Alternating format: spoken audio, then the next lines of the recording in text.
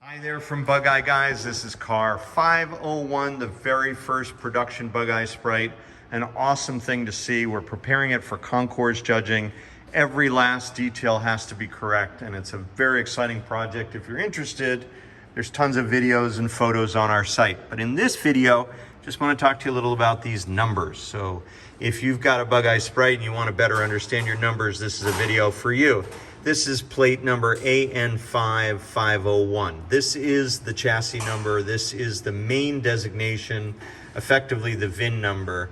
And what's unusual about this, it's a left-hand drive car. Everyone knows, it's been documented. The first Bugeye, production Bugeye, was a left-hand drive. Just as an aside, the first right-hand drive Bugeye was 507. But be that as it may, this is the correct number. It should have had an L. And our heritage certificate, which you can all get for your own Bugeye Sprite, verifies that the L was missing. It was not properly stamped. So it's just kind of an interesting novelty about this car.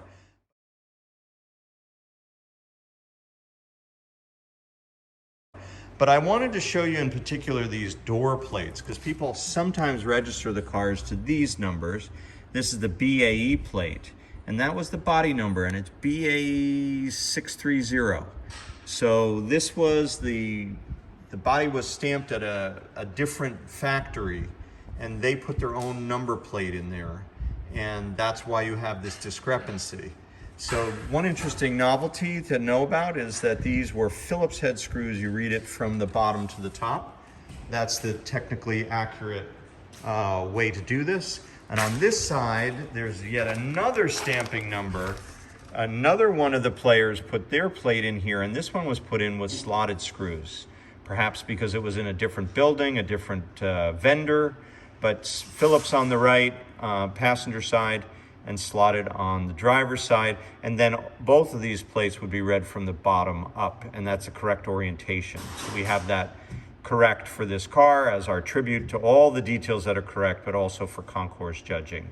So you have stamping number 246, car number 501, body number over here is also different.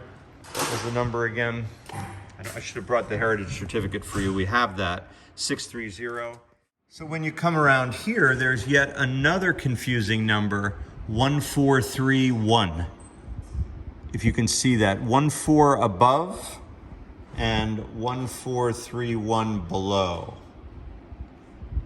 And I have no idea who put that number in. All the books say there was this extra number, and it may not match anything.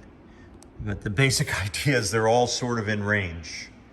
It may have even been 143 and not 1431. It's hard to tell.